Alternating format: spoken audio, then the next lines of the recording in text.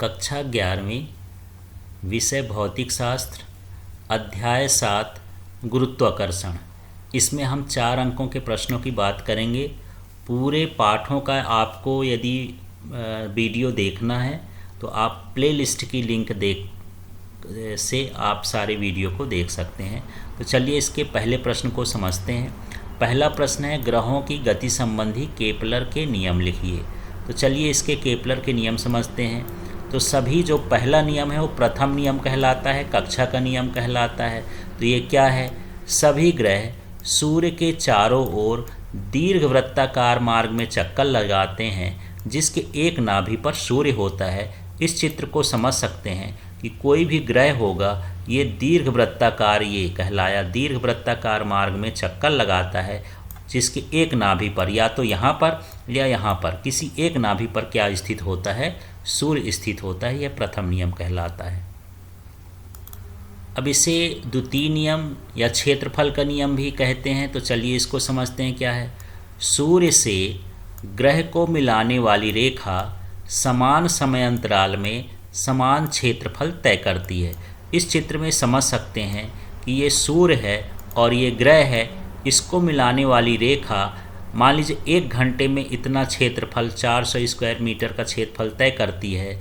तो यहाँ भी यदि कोई ग्रह की स्थिति होती है तो ये भी 1 घंटे में उतना ही क्षेत्रफल क्या करेगा? तय करेगा। तो यही है, सूर्य से ग्रह को मिलाने वाली रेखा समान समय अंतराल में समान क्षेत्रफल तय करती है। तो इस तरह चित्र से आप इसको बता सकते हैं। इसके बाद इसका तीसरा देखते हैं, तृतीय नियम, या इसको आवर्तकाल का नियम भी कहते हैं। तो इसको इस सूत्र से आप पढ़ सकते हैं। ये है किसी ग्रह का आवर्तकाल का वर्ग। इसको आप समझ लीजिए फिर से, क्या है? किसी ग्रह के आवर्तकाल का वर्ग ग्रह और सूर्य के बीच की माध्य दूरी के घन के समानुपाती होता है। फिर से देख लीजिए, इसका नाम लीजिए। ये है किसी ग्रह के आवर्तकाल का वर्ग और ये है सूर्य और ग्रह के बीच की औसत दूरी के घन के समानुपाती होता है। यही इसका तृतीय नियम होता है। अब इसका अगला प्रश्न देखते हैं। पृथ्वी सतह से ऊंचाई के साथ g के मान में परिवर्तन के लिए व्यंजक स्थापित करिए। तो इसके व्यंजक के लिए देखते हैं। तो इस चित्र के अनुसार देखते हैं इसमें क्या है। माना पृथ्वी का द्रव्यमान m है। ये देख लीजिए, पृथ्वी का द्रव्यमान m है, इसकी त्रिज्या r है, इसकी त्रिज्या r हो गई। इसकी सतह पर m द्रव्यमान की वस्तु स्थित है, तो ये m द्रव्यमान की वस्तु हो गई। और इस पर गुरुत्वीय त्वरण का मान। तो गुरुत्वीय त्वरण का मान का जो सूत्र होता है, जब हम सतह पर होंगे, 2 कंडीशन में, अभी पर हम यहाँ पर पिंड को यहाँ पर मान रहे हैं। तो यहाँ पर ऊंचाई कितनी है? केवल r है। तो ये हो जाएगा g बराबर gm/r²। इसके बाद यदि हम h ऊंचाई ले लेते हैं तो यही सूत्र लगाएंगे। बस ये g की जगह क्या हो गया? g डैश, gm की जगह क्या हो गया? gm। अब ये जो r है तो इसमें देख लीजिए, यहाँ पर हम पहुँच गए हैं तो इतना और जुड़ जाएगा। तो ये हो जाएगा r+h²। अब हम क्या करेंगे? ये दूसरे वाले में से पहले वाले को भाग करना है। तो यहाँ पर हम दूसरा वाला क्या लिख लिए हैं? g डैश, और उसके बटे में क्या हो जाएगा? g हो जाएगा। इसी तरह से ये दूसरे वाले का ये वाला हिस्सा, ये कहाँ लिख लिए हम? ऊपर, और पहले वाले का हम कहाँ लिख लिए? बटे में, क्योंकि हम जो भाग कर रहे हैं दूसरे से किसको भाग कर रहे हैं? पहले का भाग कर रहे हैं। अब इसमें से भाग करने पर देखेंगे कि gm और gm दोनों में कट जाएगा। ये r² ऊपर चला जाएगा गणित के हिसाब से, और ये कहाँ आ जाएगा? नीचे। तो इस तरह से g⁻g बराबर हो जाएगा r² और अपॉन में r+h²। अब आगे के स्टेप को ध्यान से समझिएगा। ये g डैश है, ये g है, बराबर है, यहाँ r² की जगह r² लिख दिए हैं। इसमें से हमको r² कॉमन लेना है। तो चलिए इस कोष्टक से यदि हम r बाहर निकालेंगे तो क्या बचेगा? 1। अब यहाँ h वाले में r नहीं था, तो जब हम बाहर निकालते हैं तो उसके बटे में क्या लिख देंगे? r, क्योंकि यदि हम गुणा करेंगे तो फिर से वही कट के हो जाएगा। ये समझ लीजिए कि यहाँ पर ये हमारे पास है 1+h/r।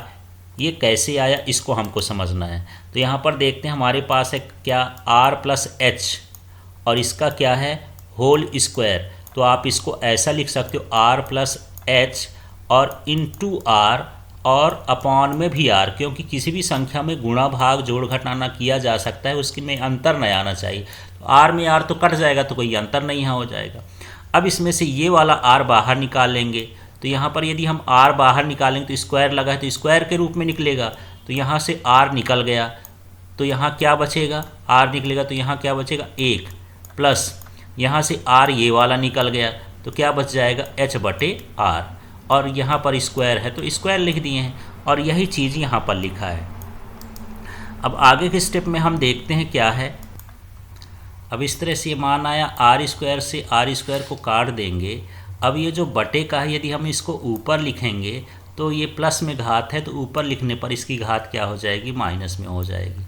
अब द्विपद प्रमेय होता है गणित में, तो यदि द्विपद प्रमेय को हम इसमें अप्लाई करेंगे तो ये जो -2 है यहाँ h के सामने आ जाएगा, तो हमारे पास 1 तो था ही, और ये -2 इधर आ जाएगा तो 2h/r हो जाता है। ये द्विपद प्रमेय कब के लिए है, जब h/r का मान बहुत बहुत छोटा हो। चूँकि पृथ्वी की त्रिज्या बहुत बड़ी होती तो उसका मान 1 से छोटा ही आ जाएगा। अब हम अगले स्टेप में क्या कर रहे हैं, अगले स्टेप में इस g का इधर पक्षांतर कर दिए हैं, तो g डैश बराबर 1 - 2h/r, और इन ब्रैकेट है, इसके बाद क्या हो गया g। इसका मतलब है पृथ्वी सतह से ऊंचाई पर जाने पर g का मान घटता है। अगला प्रश्न है, पृथ्वी सतह से गहराई के साथ स्मॉल g के मान में परिवर्तन के लिए व्यंजक स्थापित करिए। तो ये चित्र बना हुआ है, इस चित्र को समझना है। ये मान लीजिए ये जो अंदर का घेरा है ये पृथ्वी है, ये पृथ्वी ऊपर वाला घेरा है, और यहाँ से हम क्या कहें गहराई में आ गए हैं। तो ये गहराई को यहाँ पर आप d लिख सकते हैं, यहाँ पर h लिखा है तो मैं यहाँ d लिख देता हूँ। तो यहाँ पर देखिए यदि हम d पर आ गए तो पूरी त्रिज्या कितनी है r, तो नीचे वाला क्या बचेगा r - d बचेगा। इसको ध्यान से देखना है। तो यहाँ समझना है कि यहाँ पर कोई वस्तु है और इसको हम यहाँ गहराई में ला रहे हैं, इसको मैं d लिख देता हूँ, यहाँ तक हम ले आए। पूरी की पूरी त्रिज्या कितनी है r है, तो ये वाला हिस्सा क्या बचेगा, ये वाला हिस्सा बचेगा r - d। तो इस तरह से फिर से समझ लीजिए, ये बड़ा घेरा हम पृथ्वी मान रहे हैं, पृथ्वी के सतह के हम गहराई तक आए, कितना गहराई तक आए d तक, तो जब d गहराई तक आएंगे तो इसकी त्रिज्या कितनी बचेगी r - d। अब यही चित्र के बारे में हम लिखे हैं कि माना पृथ्वी का द्रव्यमान m है, त्रिज्या r है, सतह पर पिंड का द्रव्यमान m है, तो गुरुत्वीय त्वरण का मान ये तो होता ही है g = gm/r²। अब इस स्टेप को समझना कि ये कहाँ से आ गया, चलिए समझते हैं। g की जगह पर मैं g लिख दिया हूँ। अब ये जो द्रव्यमान है m है, तो द्रव्यमान के लिए सूत्र होता है आयतन गुणे घनत्व। तो आयतन समझते हैं कि आयतन क्या है, चूँकि पृथ्वी गोला है और गोले का आयतन कितना होता है 4/3 πr³। तो इस आयतन की जगह पर हम लिख दिए हैं 4/3 πr³, और घनत्व की जगह पर हम क्या लिख दिए हैं रो। तो इस तरह से द्रव्यमान का मान क्या हो जाएगा, द्रव्यमान माने m हो गया, तो द्रव्यमान m बराबर हो जाएगा 4/3, और ये हो जाएगा पाई, बड़ा r माने है त्रिज्या तो ये हो जाएगा πr³। फिर ये घनत्व है तो क्या हो गया, ये रो हो गया। इस तरह से m हटाएंगे और m की जगह पर ये रख देंगे। अब अगले स्टेप में देखते हैं यहाँ कि क्या क्या बचा। तो देखिए r² है, इसमें से 3 है तो 1 ही बचेगा, कट जाएगा। अब हमारे पास ये 4/3 बचा तो 4/3 लिख दिए, g लिखा है तो g है, पाई है तो पाई लिख दिए, यहाँ पर r बचा तो r, और रो है तो रो। इस तरह से ये पहला समीकरण बन जाएगा। अब इसी प्रकार d गहराई पर गुरुत्वीय त्वरण का मान। अब d गहराई पर मतलब हम इस घेरे की बात कर रहे हैं, जब हम यहाँ अंदर आ जाएंगे, इतनी गहराई पर आ जाएंगे, तब हमको निकालना है g का मान। तो g के लिए वही सूत्र लगेगा, देख लीजिए क्या सूत्र है यहाँ पर।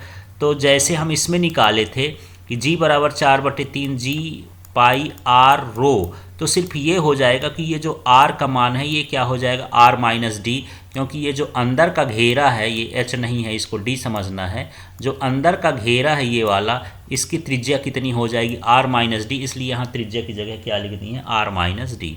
अब फिर से हमको वही काम करना है, दूसरे वाले में से पहले को भाग करना है। तो दूसरे वाले में क्या है, दूसरा वाला क्या है जी डैश, तो ये मैं लिख दिया जी डैश। फिर उसके बटे में पहला वाला क्या है जी, तो पहले वाले में जी लिख दिया। फिर इसी तरह से दूसरा वाला पहले लिखेंगे ऊपर, ये तो 4/3 ये पाई ये सारा कुछ ये उतार दिए हैं। इसके बाद यहाँ पर इसके बटे में पहले वाले का ये है 4/3 जी पाई रो पी, तो ये लिख दिए हैं। अब यहाँ से देखेंगे कि 4/3 4/3 से कट गया, जी जी से कट गया, पाई पाई से कट गया, रो से कट गया, तो क्या बचा R minus D upon R. अब यदि यहाँ से हम चाहें तो इस आर को अलग अलग लिख सकते हैं, R/R और माइनस क्या लिख जाएंगे D/R, इस तरह से। तो यहाँ से R/R कट करके कितना हो जाएगा, 1 हो जाएगा और D माइनस R हो जाएगा। इसका त्रियक गुणा कर देंगे तो 1 minus D upon R into क्या हो जाएगा, ये इंटू में G चला जाएगा। इस तरह से यदि गहराई पर भी जाएंगे तो गुरुत्वीय त्वरण का मान घटता है।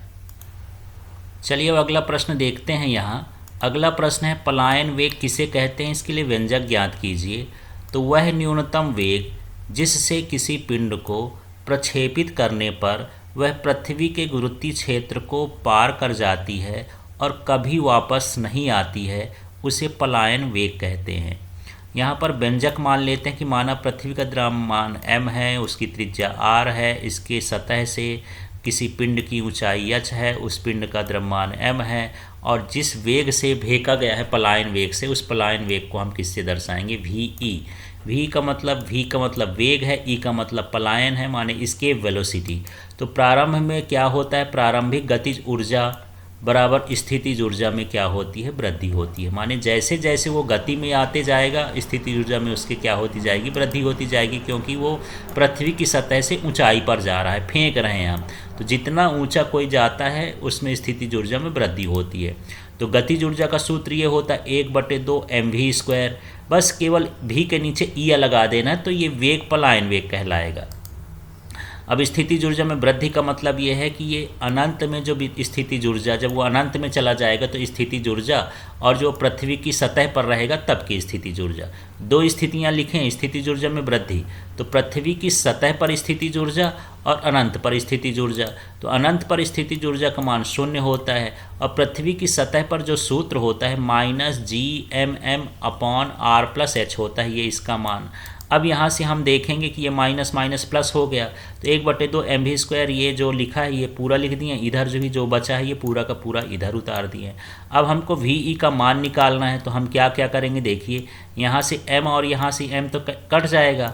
अब ये 2 का गुणा करेंगे तो 2gm और अपॉन में RH, और इसका स्क्वायर हटाएंगे तो ये हो जाएगा √2gm अपॉन R+H। अब यहाँ पर अगली कंडीशन लगा लेते हैं, यदि पृथ्वी सतह के निकट हो तो पलायन वेग का मान कितना हो पिंड का। तो यहाँ पर देखिए ये 2gm है तो 2gm लिख दिए हैं, यहाँ R+H, H हटा दिए हैं क्योंकि वो सतह के निकट है तो H का मान 0 हो जाएगा।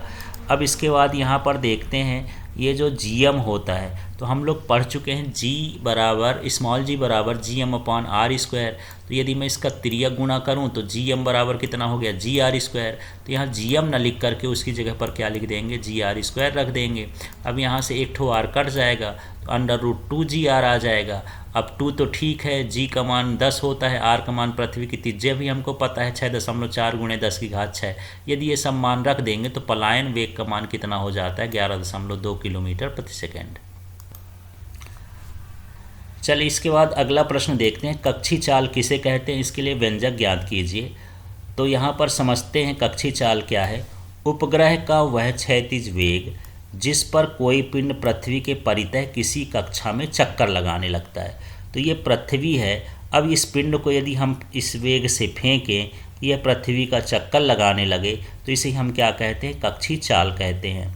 अब चित्र को देख करके हम इसको समझते हैं कि यहाँ पृथ्वी का द्रव्यमान r हो गया, पृथ्वी की त्रिज्या r हो गई, द्रव्यमान m हो गया, उपग्रह का द्रव्यमान m है, पृथ्वी के केंद्र से दूरी क्या हो जाएगी, R+H हो जाएगी। तो क्योंकि यहाँ तक r है और ये h है तो R+H हो गया। तो इस तरह चित्र को देख करके चित्र के बारे में लिखना है।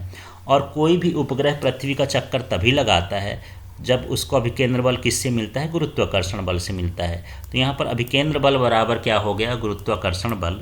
अभिकेंद्र बल का सूत्र होता है mv² अपॉन r, लेकिन यहाँ r का मान यहाँ से यहाँ तक कितना है, R+H है, इसलिए यहाँ पर R+H लिख दिए। और गुरुत्वाकर्षण का सूत्र होता है Gm1m2 अपॉन आर स्क्वायर। तो यहाँ m1 का मान m हो जाएगा कैपिटल M, m2 का मान स्मॉल m हो जाएगा, और जो दूरी है वो कितनी हो गई r प्लस एच हो गई, तो r प्लस एच का होल स्क्वायर हो गया। अब यहाँ से हम काटते हैं तो ये m ये इस m से कट जाएगा, और ये जो r प्लस एच है यहाँ पर एक ठो r प्लस एच कट जाएगा, ये स्क्वायर हटा देंगे तो यहाँ पर इस तरह से under root Gm upon R plus H आ जाएगा। अब यहाँ पर ये ध्यान रखना है कि ये जो एम भी स्क्वायर अपॉन आर होता है विकेंद्र बल का, तो भी की जगह भी के नीचे ओ लिख देंगे। ओ का मतलब ऑर्बिटल वेलोसिटी, कक्षीय चाल को दर्शाता है। तो इस तरह से इसको हल करने पर ये आ गया। तो भी ओ का मान कितना हो जाएगा, under root Gm upon R plus H. अब आगे देख लेते हैं, यदि पृथ्वी के सतह के निकट हो तो h का मान 0 मान लेंगे। तो यहाँ h का मान 0 मानने पर ये क्या हो जाएगा, Gm अपॉन आर। बाकी सारी चीज़ें तो वैसे उतार दिए हैं। अभी देख लेते हैं कि यहाँ Gm का मान कितना हो गया, GR स्क्वायर। जैसे पिछले वाले क्वेश्चन में हुआ था वैसे यहाँ पर GR स्क्वायर लिख दिए। यहाँ से R स्क्वायर है तो ये R कैंसिल हो जाएगा, तो VO बराबर अंडर रूट GR आ गया। इसका मान 7.9 किलोमीटर प्रति सेकंड होता है इसको हल करने पर। इस तरह से यहाँ पर कक्षीय चाल का मान पृथ्वी के निकट 7.9 किलोमीटर प्रति सेकंड या 8 किलोमीटर प्रति सेकंड भी कह सकते हैं।